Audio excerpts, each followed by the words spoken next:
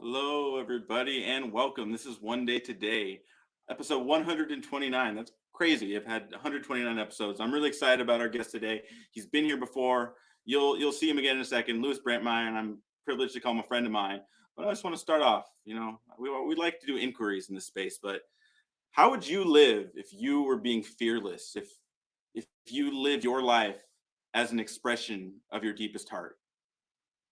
If you were living in your soul's purpose, which you were fulfilling with every breath you took, your hopes and dreams, right now, right in this moment, living into a future that was inspiring you, that shook you to the core and everyone around you because they knew you were feeling it too, what would you be doing? Who would you get to be? I would assert no matter who you are, where you're from, what you believe, what you look like, what color, creed, gender, religion, politics, you have something unique in the space that you're holding. You have something unique that can lift others up, that can bring someone else an experience greater than they could ever imagine. And only you have that gift to share. Only you have the choice in this moment to share that gift that is uniquely yours. And just imagine, what if, you, your neighbor, people on your street, your city, people in your state, your country, what if all of us, all of them, were choosing to share their gift? And what if other countries were doing that? And what if this whole planet was doing that? What would the world look like? Like if we were really sincerely choosing to live into that future where we are sharing the gifts that we uniquely have. And it's honestly, that's what inspired this, and that's why we're here. Is we are a space and a platform for personal and community transformation where leaders from all over the world can share their gifts, share their wisdom, and their overcoming the wisdom they discovered on the other side of their trauma, their trials, their tribulations, and the most difficult, scary, loneliest parts of their life. And the other side of that, they found the courage to discover themselves and to live into that. And today's guest is no exception. I'm really excited. But first, let me welcome our co-host Matthew, all the way. I always have to say this, all the way in Hawaii. How's the weather there, Matthew? A little bit overcast, about 78 degrees, Yep. light breeze, kind of Mhm. fantastic. Relatively low humidity today. It's paradise as always, my man. Another day in paradise. That's what I figured. I already knew the answer to that question, but it was kind of a loaded question. But Yeah, anything I can do to just make you even a little bit more jealous, so that eventually you'll come out here faster. well, I think it's working. I'm already working to get some extra money. I put it on my.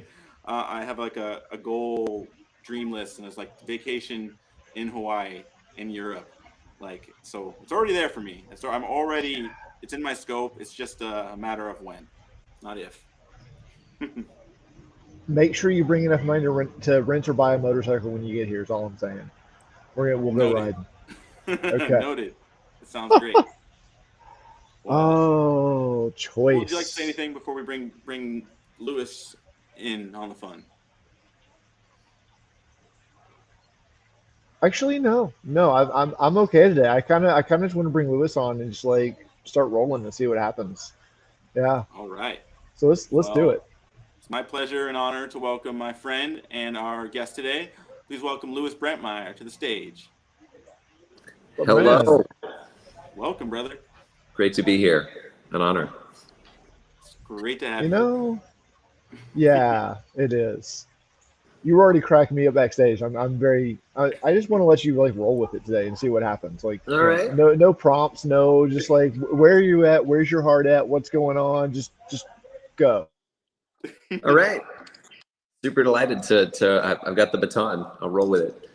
Um, so the theme that I gave you all was love and do what you will, which is a quote from St. Augustine. He's one of my favorite philosophers in high school. And it's a really great summary for how to live life. Love, and then do what you will. And the trouble is that teachers, preachers, family, friends, media, and government program love out of us, the love that we are innately. We're not a power plant seeking to find love. We are a power plant that generates love when we return to the love that we are, when we plug back into the source that is inside of us, our heart, our intuition, our alignment. And I do this in a bunch of different ways with people. I help them find their gifts that they're meant to give, because we're not here in this world to get something from it. We're here in this world to give something to it. We're here to be the change we want to see. And we're here to note and notice and distinguish, who am I that no one else can be, both in business and in relationship, which is one of those things that I'm most at work on now. I'm real excited because I'm launching my VIP day, teaching one of my clients conscious dating, social dynamics, and sex. And it's been a while since I've dusted off that part of my skill set. Primarily for the past couple of years, I've been helping heart-centered coaches scale to 6 figures. And I had the great privilege and pleasure of having Abram in one of my coaching containers recently.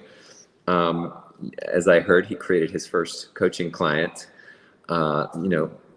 explicit, intentional, out of the work that we did together, and is also growing still. And it's just a consciousness, this awareness of love, this awareness that if what you do is coming from compassionate, embodied, aligned love, it can be not wrong. It is the innatest expression of who you're meant to be. And love doesn't come from people, it comes through people when you're tuned to it, just like bliss, just like happiness. You can choose to have anything be a reason for happiness, or you can choose to have anything be a reason for not being happy. Or you could choose to be happy and experience love for no reason at all. Right? So there's this exercise one of my friends does. He asks you to fill in a little circle you write on your page, and and you fill in, I'm choosing not to be happy because, and then you fill in the blank. The cute thing about this, and this is from Awaken Life Live, is that if you fill in the blank, you've already gotten freed from the trap, because you're realizing, oh, I'm choosing not to be happy, and here's why, right? So we can, at any moment, always also choose to experience love. We can tune into that frequency, just like on a radio dial, right? Turn it on, tune it in. And the fact that anything exists, the great mystery is that something exists rather than nothing. It has been tossed around in philosophical circles. Well, the great mystery is that you are alive. You can choose to see anything and everything as a miracle or nothing. I think that's an Einstein quote. And so my life, choosing to see it from within the miracle, right? Sharing the sort of caterpillar to butterfly story. I started as an arrogant, atheist, asshole, narcissist philosophy student, arrogant as all hell, believing he knew everything about everything. And I evolved. I was also, that was a cover, right? That was what I had built up to protect the socially awkward, anxious, introverted, autistically diagnosed, science fiction loving nerd that I grew up as. Very quiet, kept to himself, observed all the other guys in high school and heard about them, going out and having dates and having sex. I didn't have sex until 17 years and 364 days. And that was by design, that just one day shy of 18 years. Thank you, Stephen. That was a fun story. I just felt left out. I felt insignificant. I felt like the world was against me.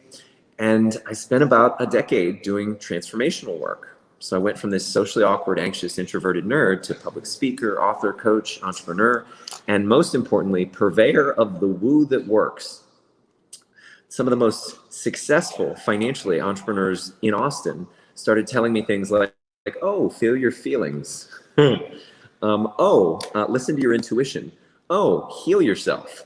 I distinctly remember the former CEO of Keller Williams, third largest real estate company in the world, when he joined Brain Juice's executive team as our chief abundance officer, he handed us all copies of Letting Go, The Pathway of Surrender by David Hawkins, and said, hey, This is I'm so glad I'm among friends now and can share my deepest stuff, like the stuff that has worked most powerfully for me. And it took a while for me to stop resisting emotional intelligence and then spiritual intelligence, and then start owning the fact that they are facets of our reality, of our existence, which when honored and leveraged, turn us into some of the most powerful, effective, fulfilled beings possible. Which is why, for example, unlike the vast, unyielding horde of bro marketers out there, direct messaging coaches to try to hunt them down and sell them how to make six figures, what I do is I get people into alignment, making true choices from their deepest heart, so that the pure magnetism of who they be, who they are, can get helped with, standard marketing and sales techniques, but is so radiant unto itself that they are drawing in synchronicity, serendipity, adventure, opportunity, people, circumstances that are aligned with their highest expression, right? So that's how I do business. And the same in relationships and sexuality. I can manifest a new, aligned, beautiful sex partner in a day, or relationship in a month, because the relationship, there's a little bit more depth to that. There's a little bit more subtlety. And it's purely through harnessing and leveraging the power of the heart and the mind in order to create. And that may sound a little abstruse and a little abstract, so I'll break it down. The woo that works, quote unquote, which I was taught by these successful entrepreneurs and continue to get taught regularly by a lot of my best friends and mentors, making 500 grand in a single 2-hour webinar, making 37 grand in real estate in a month, whatever, right? Is that when you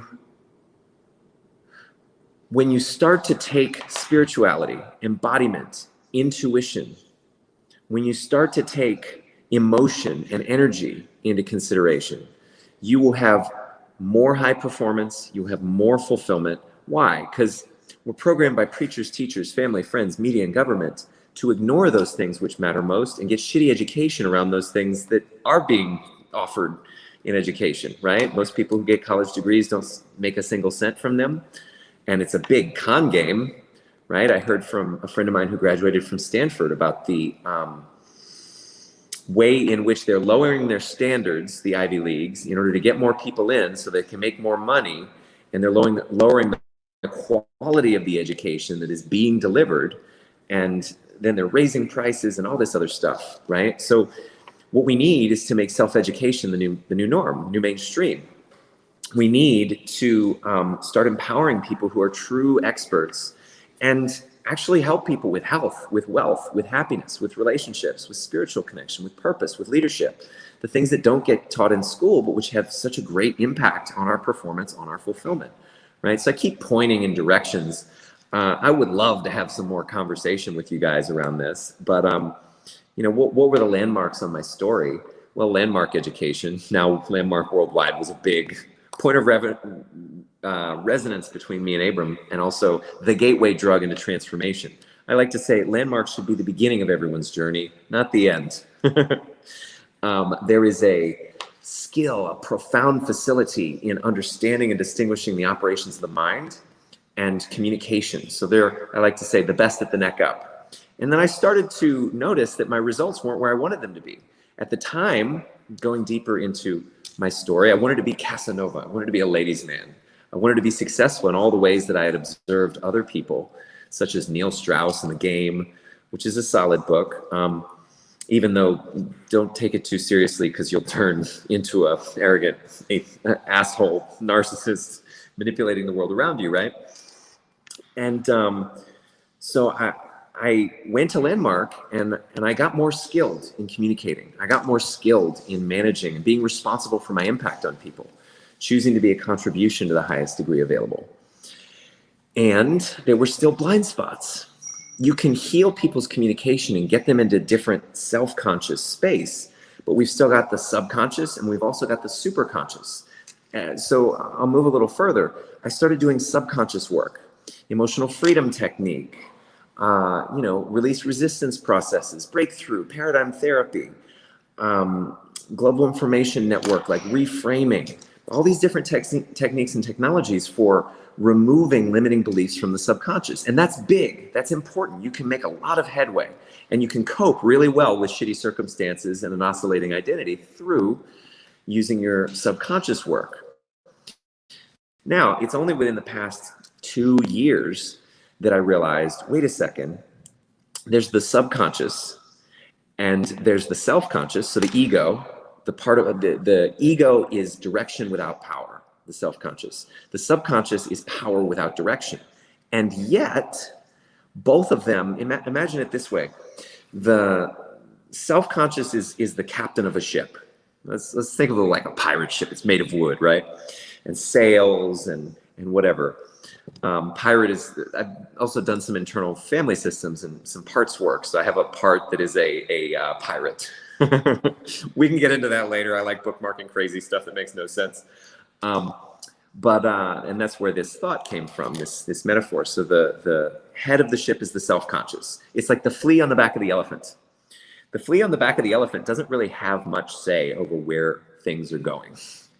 The subconscious has patterns going back to birth that are very strong, that are woven and warped into our neural architecture, right? It's very difficult to shift those and to transform them. And it can happen. I've witnessed it happen. I've done it many, many times. But the most powerful level upon which to work is not the crew of the ship, which is the subconscious, and not the level of the self-conscious. How many people have used affirmations for years and bullshit happens? Like, okay, the true place to go to work is the superconscious.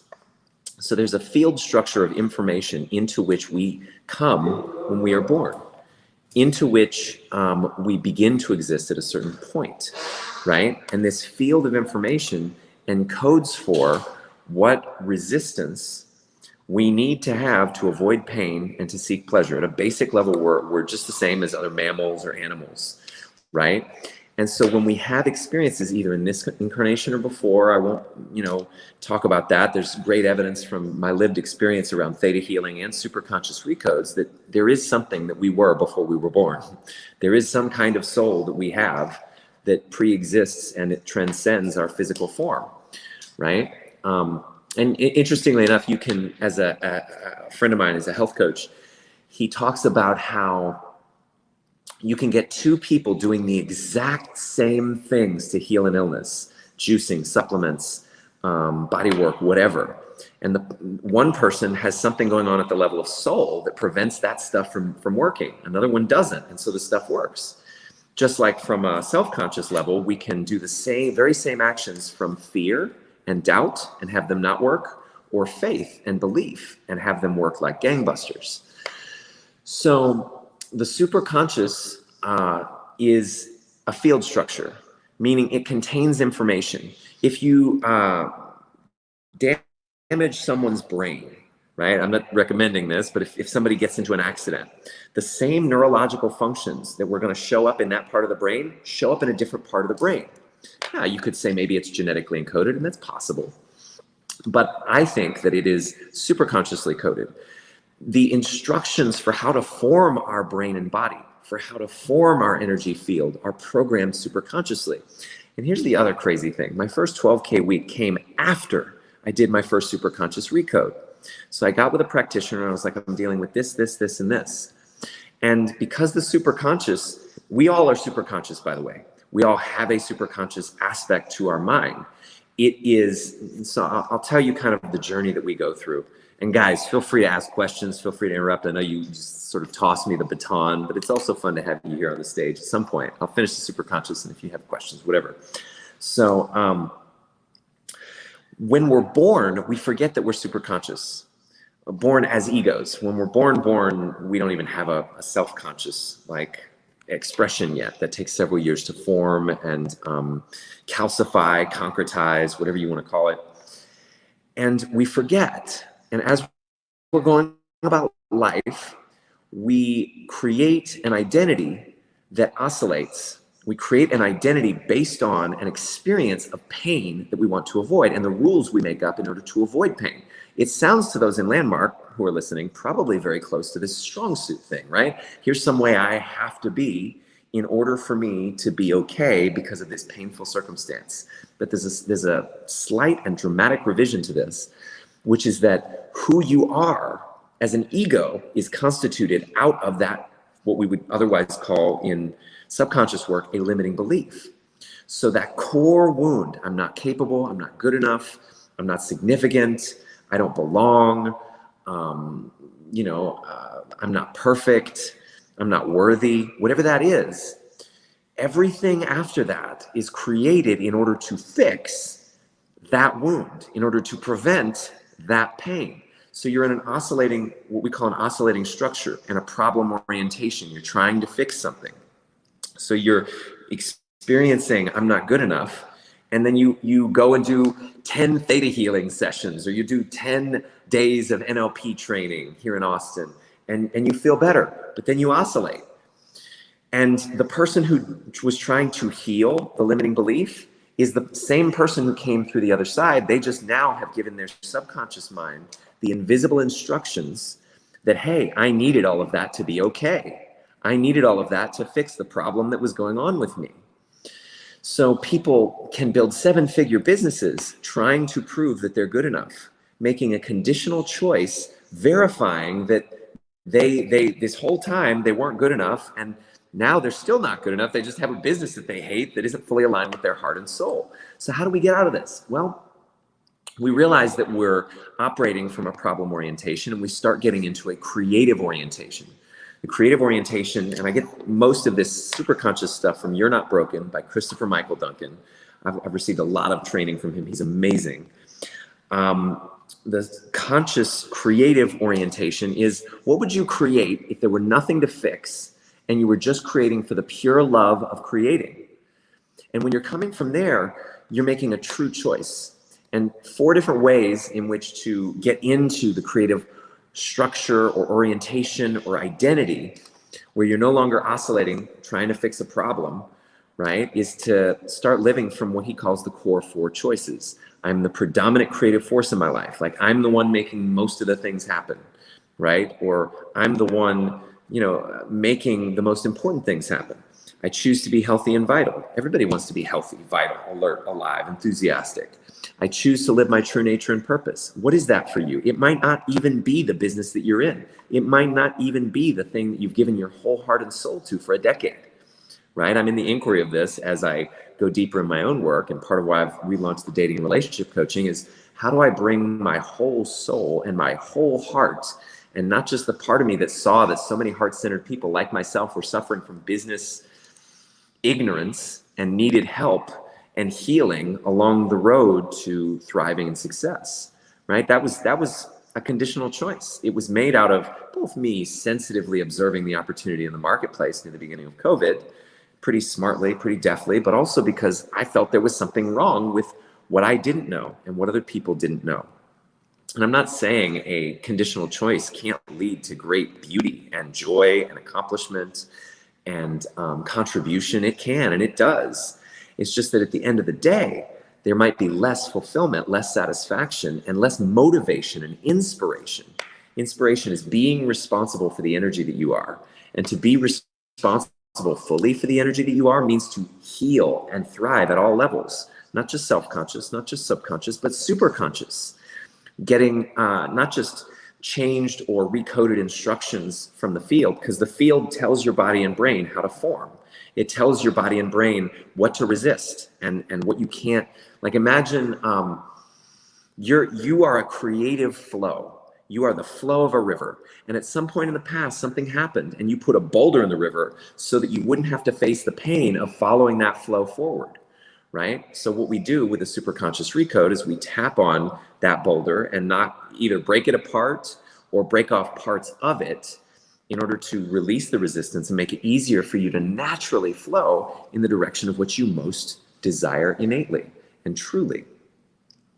So the superconscious also gives us insight. It also gives us intuitive, like, know-how. Why is Chris Duncan making $1 million a month? Because he listens to what his intuition tells him in this very beautiful, elegant, direct, clear pathway to accessing that information. Should I be doing this? Yes. Should I be doing this? No, I shouldn't be doing this other thing, right? I noticed you guys are back on stage. You got questions for me? Come on. Well, first off, It, I'm so inspired by you, Lewis. I mean, I've told you this a million times, but I love letting you, I love letting you riff.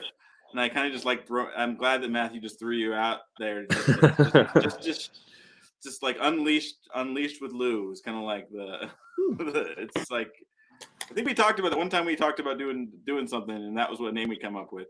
But I really just like your sincere expression of just who you are and how you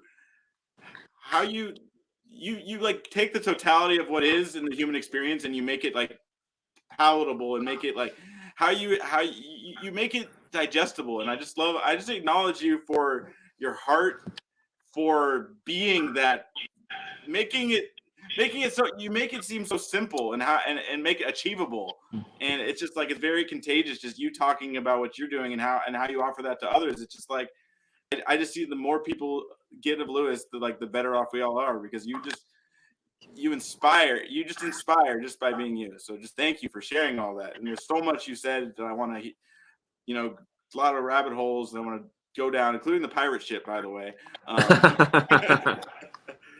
But thank you. Thank you. For all of and that. You're welcome. Yeah. Matthew, yeah, did you have, like I want to let you go first. ton of rabbit holes, as Abram said. But I feel like the one that's most present, the one I want to start with first, is seeking a little bit of clarification.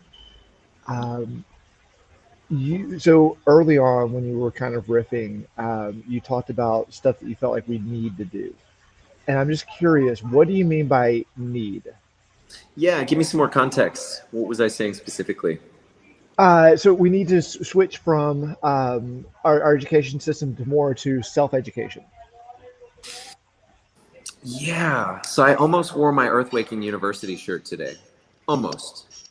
There's a nonprofit, it's global in its impact and reach, that is helping to reinvent the educational system to help people to actually learn what they need in health, wealth, happiness, relationships, spiritual connection, and stuff like farming, growing your own food, being sustainable, the stuff that would actually save the world, rather than how to be a better cog in the industrial machine of corporate workers who slave away and hate themselves for doing shit that they don't give a shit about.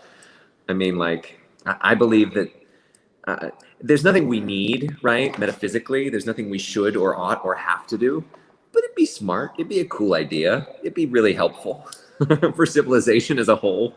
So, yeah. That was the clarification I was looking for. Because, like, most of the time when I hear people talk about things like we need to do, it's coming from a place of fear or lack. Yeah, And I didn't feel that when you said it, but I didn't feel any fear or lack when you were talking about that. But like, it's just like that's a word that I tend to key on because of my experience, my journey with the like need and thinking that I need things. Um, I spent an entire year living on an island where everything I thought I needed got taken away. Literally down to the point where I had, like my tent broke, all my clothes got stolen, my food got stolen, my credit card, like the last $20 I had was stolen. I had my swimming trunks, a sweater, and a sleeping bag, and that was it. And for the next 3 days, everything that I needed showed up exactly when I needed it. Like it was just there and available. And so that's just something that I always like to come back to. And it's something that is also like I'm still teaching myself that at the same time. Mm-hmm. And so I'm very conscious about not getting caught in trying to force it on others, but really tease it out and play with it and actually point out what's underneath that word for that particular person.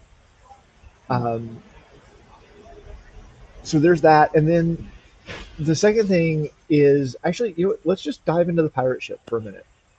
Like let's I'm yeah, curious about like pirate ship, go deeper on that for a minute. All right.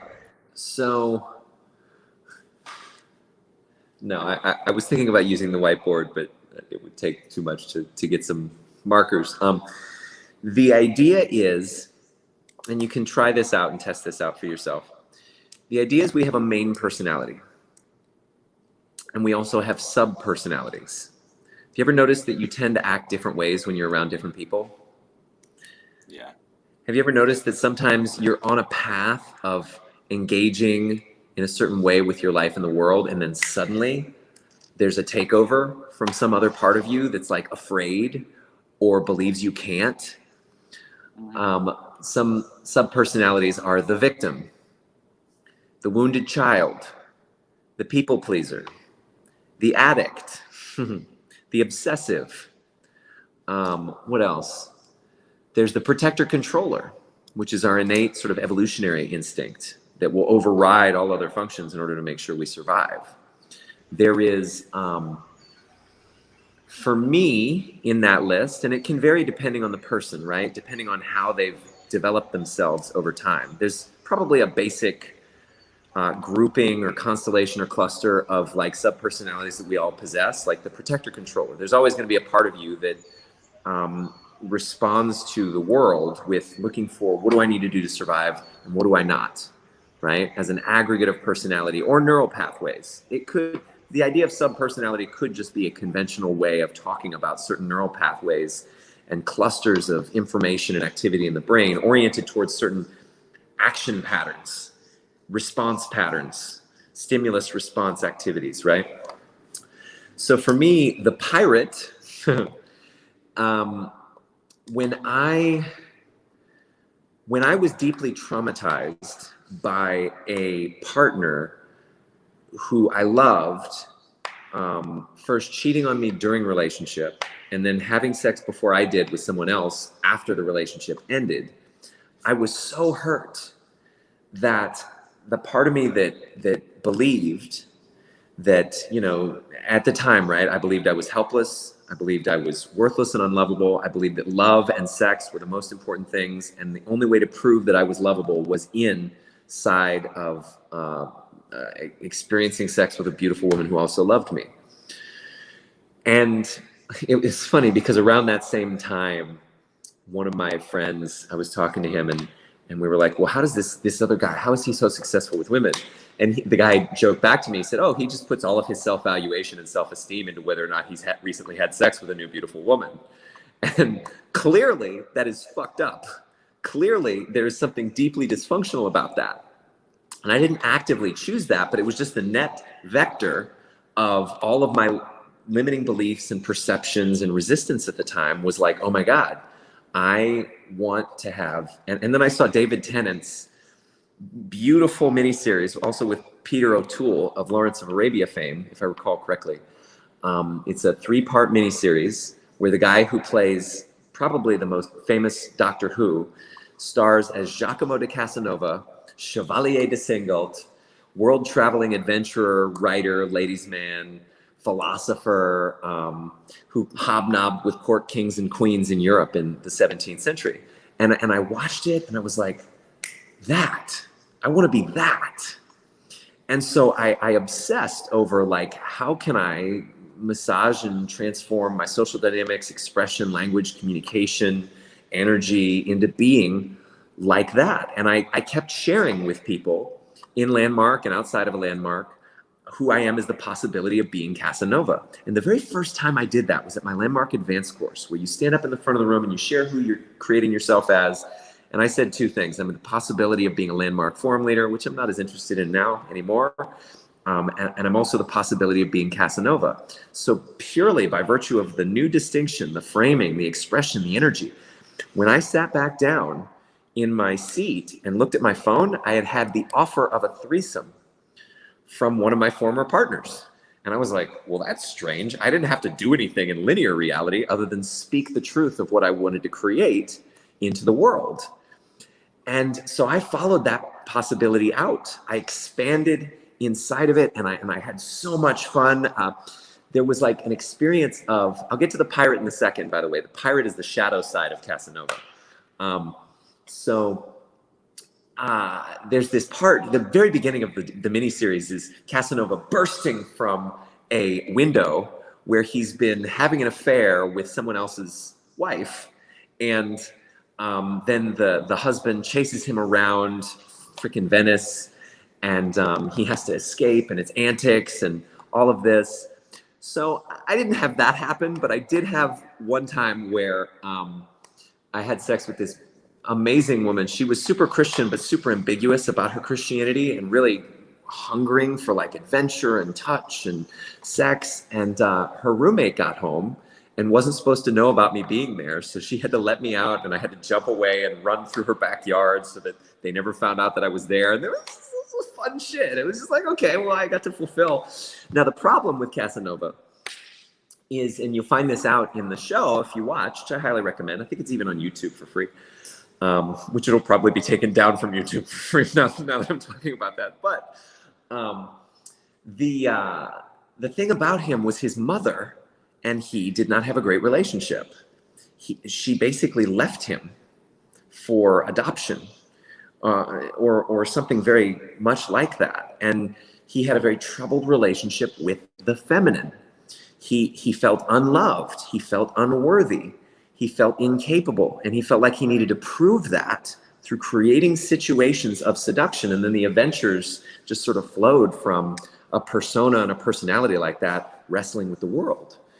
So for me, I went through the experience of all the energetic spaces of inventing that possibility, even realizing how bankrupt it was, how much of a wedding cake I had built on top of a pile of shit, right?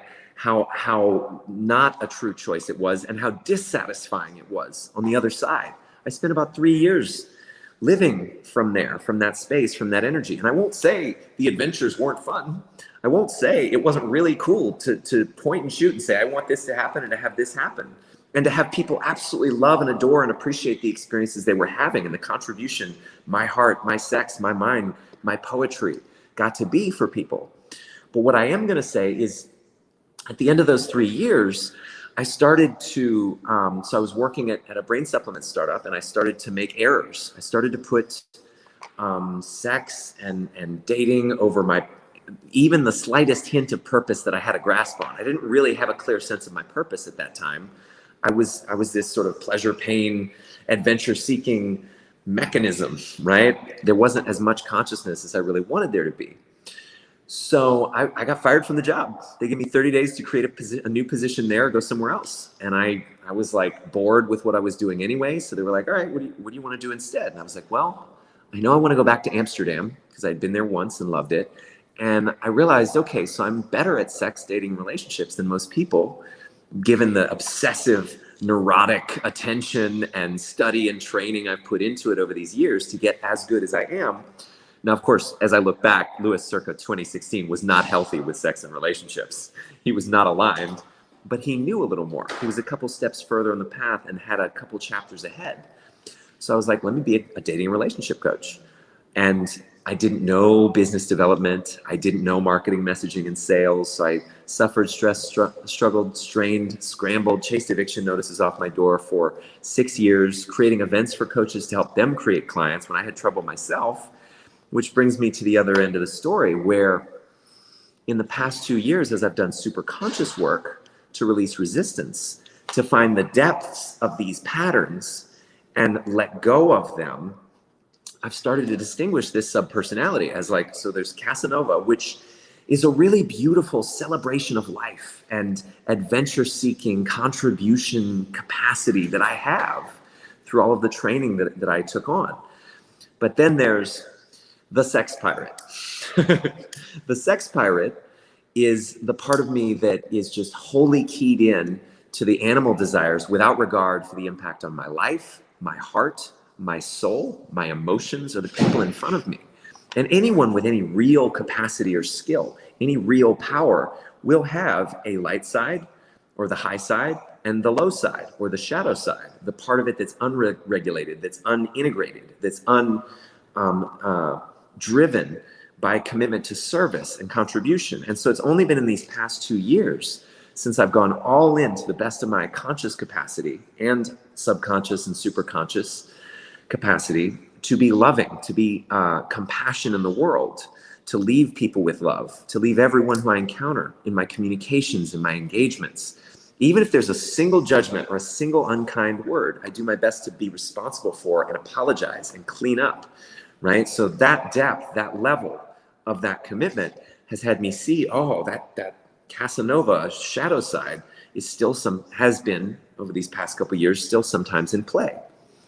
Choosing relationships with people where hero, victim, villain dynamics were showing up, where I was rescuing them from their own feelings or the circumstances of their life, when in fact it's not my job, right?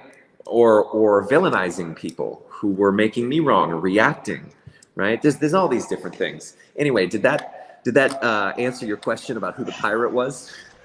Yeah, and it actually takes us back to something that like you kind of like brought up a few times, but we haven't really gone into depth about. And I'd just like to tease that out for a second, which is what is the source of all these subpersonalities? Like when you look back, like they all stem from a belief, from a story that at some No. point got accepted as true. No. There's no story that you have to accept as true as a mammal with a neocortex to believe that you need some part of you available and concerned with survival. So that subpersonality is, to my mind, inarguable as a part of human consciousness. The people pleaser is another thing. Now, probably you could say that some of these personalities are generated from beliefs, but you can't just will them away. You can't just will away or distinguish away 30 years of neural pathways, no matter how much subconscious work you do. You can it's not about willing them create away new or distinguishing them away. What's that? It's not about willing or distinguishing. Like, I have experienced having some of those disappear in a moment, but most of the time it's more about recognizing, oh, this pathway has been built.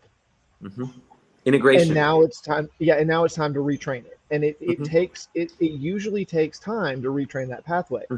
But even the survival pathway, like even the most basic one you're talking about, that also is predicated on a belief. The belief that the unknown is I don't painful, think so. the unknown can hurt us. It's like I'm very curious to hear. Yeah.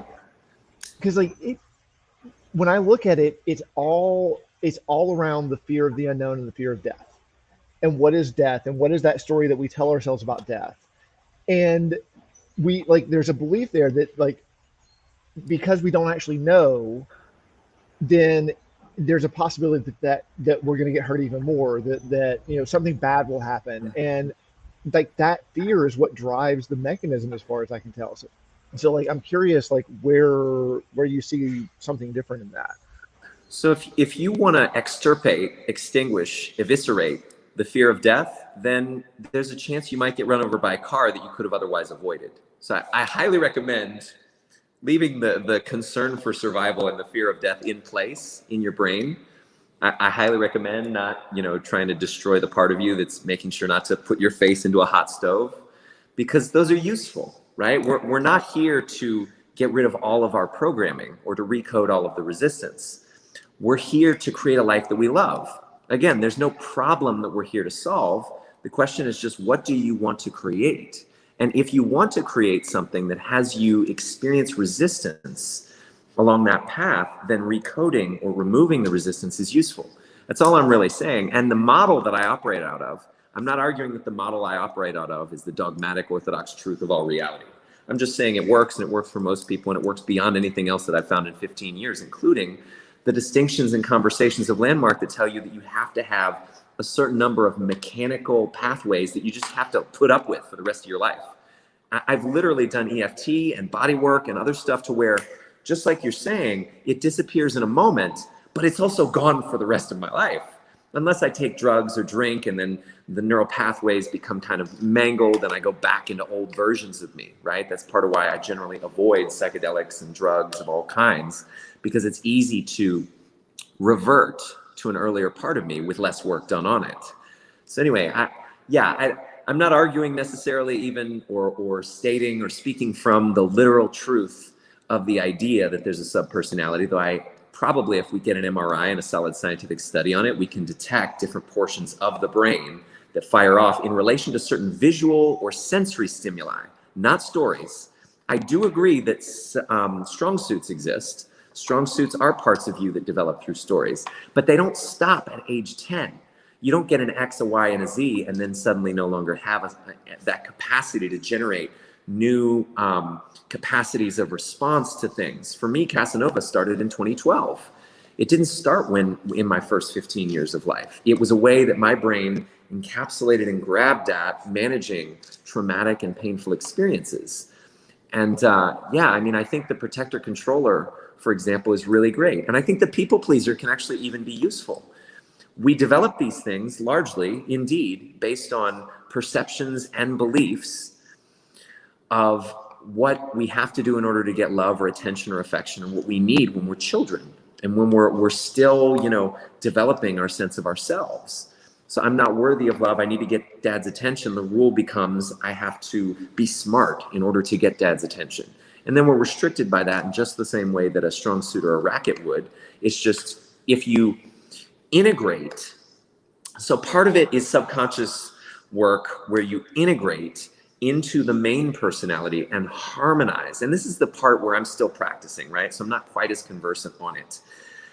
But if you can integrate and harmonize the parts of you with your main personality, then you can leverage them, you can use them, you can be them without being given by them. It's okay to have things. It's okay to have your sub-personalities. It's okay to have your beliefs. It's okay to have your fear of death.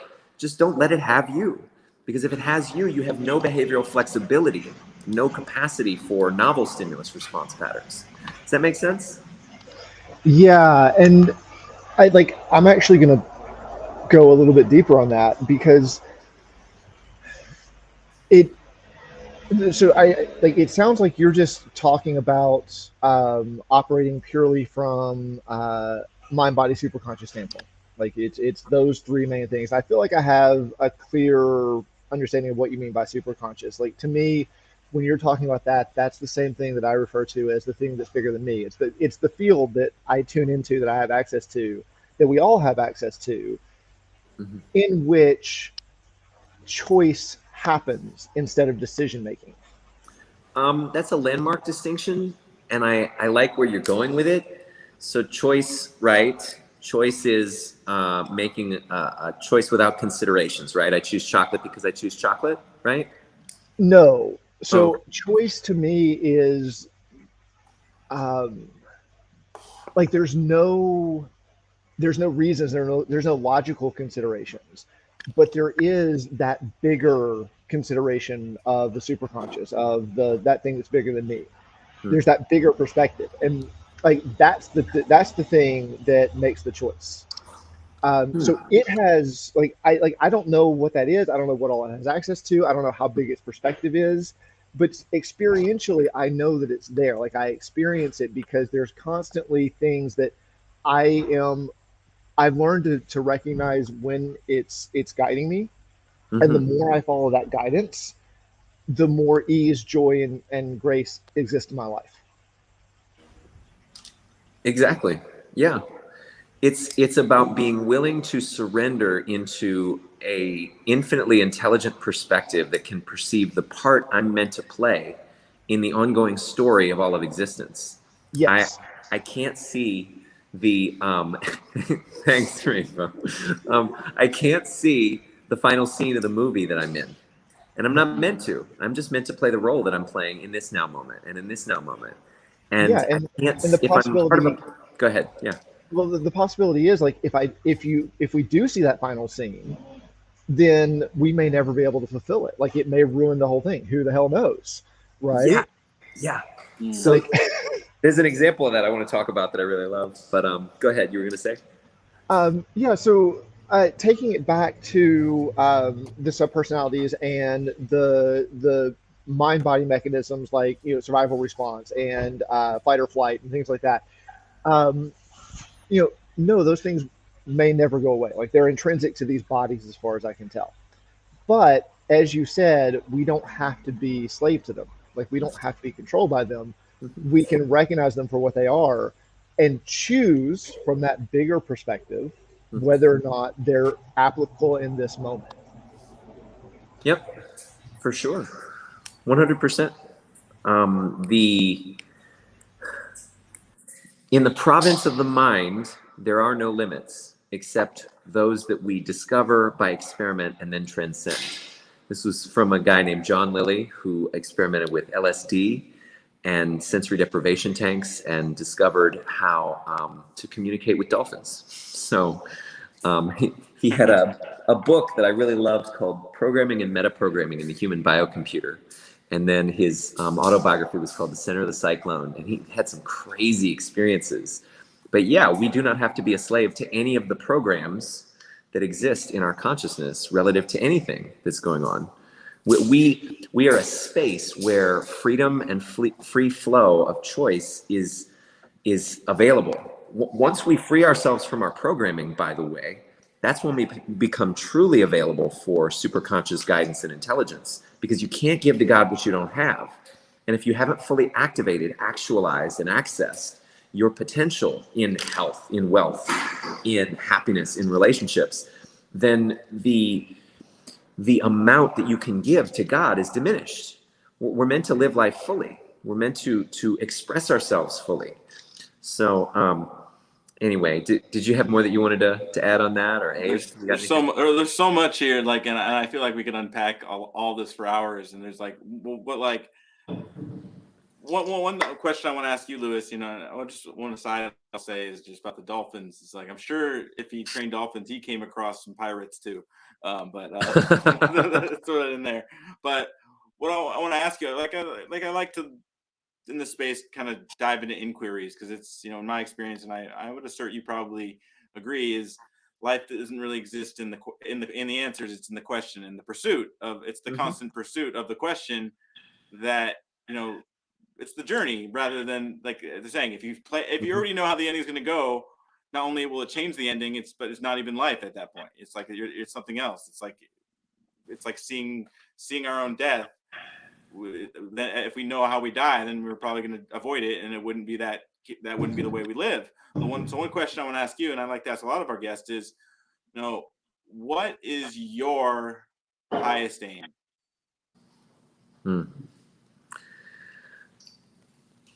I'm gonna answer that in a circuitous way.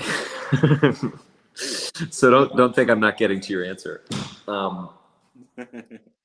There is a character on the most recent and arguably the best Star Trek series created since 2007, when we went into the dark ages, where there was no Star Trek on TV or in the movies for a while. This character's name is Captain Christopher Pike, and there's a moment where he sees his own death. He realizes how he's going to die. So everybody watching the original, who has watched the original show, knows him as a character who's basically handicapped in this wheelchair type thing. So in Strange New Worlds, he's just coming off of having touched a time crystal where he saw that future, and he knows that that future is coming. And part of him wants to change it, right? So he spends the whole first season, do I want to spoil it? Because it's really good. He spends the whole first season. I have not seen it yet, and I really want to. So if you can do it without spoilers, I would really appreciate it. Yeah, go watch it. I won't spoil the most important parts. So he has a sort of Damocles, if you will, hanging over him for the rest of his life after he sees the future. And it's this radically beautiful thing that I haven't seen in fiction, really, where someone knows the end of their story, and how does that cause them to operate? Heidegger called it being towards death. Who would you be if you knew that you were going to die? Not necessarily how, right? And we all know that we're going to die. So what does that allow us? What does that make us choose?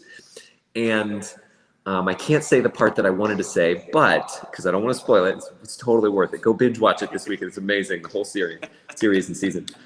But the part that I want to play is the part that I'm meant to play. Real simple. Well, what would I choose?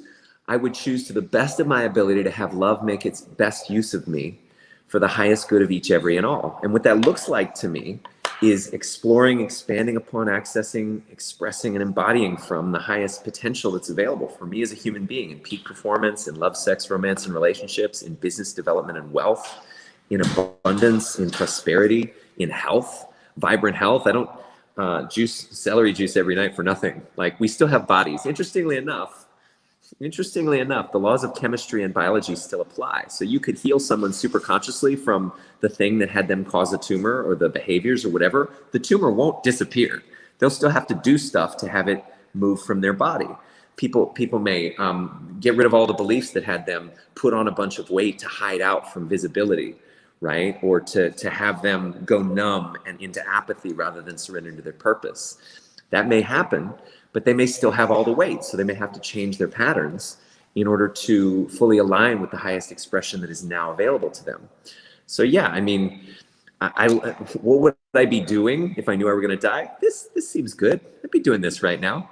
I'd be doing what I'm doing as a coach, as a healer, as a trainer, as a teacher, and as a speaker in your beautiful virtual stage. Well, there's no right answer. That was the right answer. Well, I'm glad. I didn't anticipate giving the right answer, but yeah, it's I mean, you find a way to bring it to words, Liz, and I well, one thing definitely, Matthew and I will watch it. I am very curious. I haven't watched I haven't watched Star Trek since like early 2000s or 90s even, like, and I did like it a lot, but Matthew and I will watch it, and then we'll have our next episode. We'll talk, but we were talking backstage, by the way, everybody, about having an ironic episode of the virtual stage where we be as inauthentic and inauthentic and as at least vulnerable as possible. And I think it would be fun to do that, but we can discuss on the next time. But Lewis, I want to give you a moment to kind of close out, but you bring truth. Like, you make it, like, truth is in my discovery. And I'll share very briefly how a lot of my journey and my transformation journey, I was pursuing truth, like it was something I could read in a book, and I was reading philosophy, psychology, theology, reading scripture, and religious studies, and just hearing every and all perspectives, especially the ones I didn't understand or agree with. And in my journey, when I had my awakening, so to speak, it was a discovery that I looked everywhere but here, and inside me. And a part of that discovery, was that there are truths, but the truth is not knowledge. It's not something I could know or understand or comprehend in this limited machine that I have here. Truth is experiential. Truth is truth, and nobody owns it. Nobody owns the truth. And from what I've experienced is through the expression of humans and people like you, Lewis, and artists and creators and visionaries, people who are, choose to create and plant those seeds. Truth is accessible when people like you plant those seeds. And it's like, oh, that there's something there that made me see and experience something that I didn't know I could. So it's like, what's that? And it makes you hungry for more. And I feel like you put truth on a platter, and it's like, if you want it, go ahead and grab it. And I just love, you just are this beacon for love and for truth. And it's just, every time I talk to you, I'm inspired. I'm like lit up. I'm like enlivened. And I acknowledge you for who you are, brother. And just for being that source and that beacon for truth and for wisdom. And it's like every conversation we have, I just it's like, man, I'm so glad that I know Lewis, but I'm also like so grateful that there is a Lewis at all. Even if I didn't know you, I just feel grateful for you. So it's just always an honor.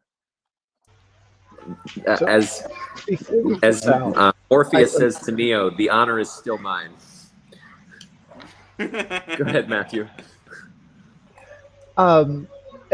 I'm curious. Do you guys have? Because we don't have to do this right now, but it feels like there's an opportunity. So I'm curious if you guys have like an extra 15 minutes or so to play for a minute. For what? To play for just a minute, just to like break something down. Like, I could play for an extra 5. And no, I've got an invitation for everybody within the sound of hearing. So long as we have space for that as well. No, let's do it next time. Let's hold off. I'll bookmark it and come back to it, because I feel like it'll take longer than 5 minutes. Yeah. Well, I'm looking forward to playing with you all some more. Yeah, always have fun with you, Lewis. And again, yeah, it's it's always amazing just having you share. You expand the universe in a way that makes it like accessible, and I just love how you break things down. And super conscious is something you introduced me to, and I'm still attempting to grasp, or on my journey to we all have resistance, we all have an experience. Like in the thing, when I read The War, have you ever read the War of Art? Not yet, not fully. I highly encourage it. There's a lot of, it's funny with all the different readings and lectures and research I've done, like a lot of the truths of all these different artists and coaches and visionaries, like there's like a Venn diagram where I feel like I could like use that whiteboard behind you and like map it all out. But part of one of the is it thesi? Is there a plural for thesis? One of the theses for the War of Art is the enemy of for creatives or visionaries is resistance, and resistance comes in many forms. But usually, something I distinguish from this book is what we fear the most is actually what has the most impact in our life, in our own fulfillment, in our own life. And and we let that fear be a compass. Like that's where it's a game changer. It's like when the speed bumps occur as a ramp, when the obstacles occur as opportunities. Like that's a choice. That's where we can actually slay anything that we see as a dragon to slay, that we're terrified of, and that's the next thing we focus on. Like what a world we would experience for ourselves, but for other people too. And it's like, but I digress. The War of Art is a beautiful, beautiful book written by Stephen Pressfield, and I highly recommend it for you, Lewis, and anybody else. And how about that? We'll watch Picard, and you watch Strange New Worlds. Read that book. Strange New Worlds. Yeah. Strange New Worlds. Yeah. Okay, thank you Yeah. for clarifying. I have to watch that too. I have to watch both because I've been behind. Yeah, you watch both. Both are good. Yeah. I resonate with that. So it's funny, you and me both, brother, when it comes to super conscious. I've known about this for almost 2 years, and I resisted the crap out of it for my first year and a half. And it's only been recently that I was like, okay, God sent me someone who is super generous, who's coaching me in this beautiful way and mentoring me. Like I've been not teachable, and it's time to get teachable. And so I started reading and digging in, and it's starting to integrate to the point where I'm having dreams about leading thousands of people in super conscious recodes through the intercom on a school, right? So you and me both, we're moving through the resistance. And then when it comes to slaying the dragons and opportunities and letting go of the fear, what you resist persists, and what you're afraid of doesn't just persist, it owns you. So being willing, able, and available to let go of that, or to work through the fear, release it, recode it, whatever, also vital. And especially, I would say, just to drop what I'm up to, right? Especially the fear of being an entrepreneur or creating love. 60% of marriages end in divorce. I don't know how many relationships, but probably either that or more. 96% of businesses fail along a 10-year time scale, right? Most solopreneurs give up somewhere in those first 2 to 5 years. I'm in year 6, by the way. Haven't given up yet. And I finally figured out all of what someone would need, I think, to be able to stay in the game forever and gain wealth and abundance and financial control, security, and riches, right? So, if somebody in the sound of my voice is a coach or a healer and has a badass skill set that they want to bring to the market and monetize at a high level and scale their business, or if they want to create the relationship of their dreams and have it last, that's the thing that I am standing and offering and willing to guarantee if they follow the systems and the structures that I'm creating and articulating, right? Instead of just building something and creating, because you can get any dating coach to teach you how to get laid or how to create a relationship or how to optimize, make your relationship better, right? Or you can get any of 50 different coaches to help you build and even scale to your first 10K month. But sustaining, getting consistent, that's the growth edge. That's what I've been working on for a year and a half. I'd be happy to help you with. So if that's you, if anything in that resonated, feel free to find me on Facebook. I'm the one who's not old. The other one is my dad. Louis Brantmeyer, you can see down here. Guys, it's been an honor, a privilege, a pleasure, and just exquisitely delightful to have this conversation and to share with you all and everybody who's listening. Louis, thank you so much. Really, really appreciate it. You're welcome. Until next time, Likewise, brother. It's such a pleasure, like I said. And yeah, like for anyone watching, listening, yeah, Louis is the real deal. He's, I can speak firsthand. Like whatever your goals, business, relationship, he will really hold you. And even something that you gave me that's like, even if you don't have faith, like I'm stealing this from you, Louis, like even if you don't have faith in yourself, borrow mine. And Louis is someone that will lift you no matter what you're committed to.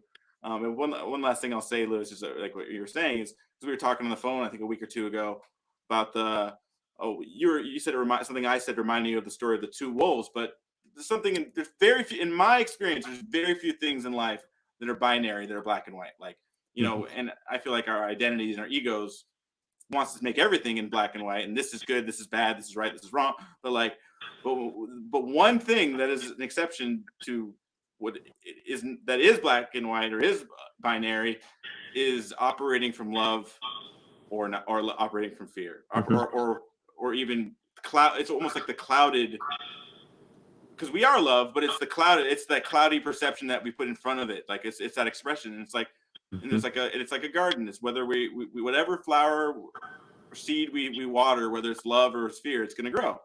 And that fact is not good or bad. It's just what the thoughts and feelings we put into whichever those seeds will grow. And I just honor you, brother, for being that big bushel of love and all these other seeds that flourish and the fields of love and of just the fulfillment. You're just Johnny Appleseed when it comes to that.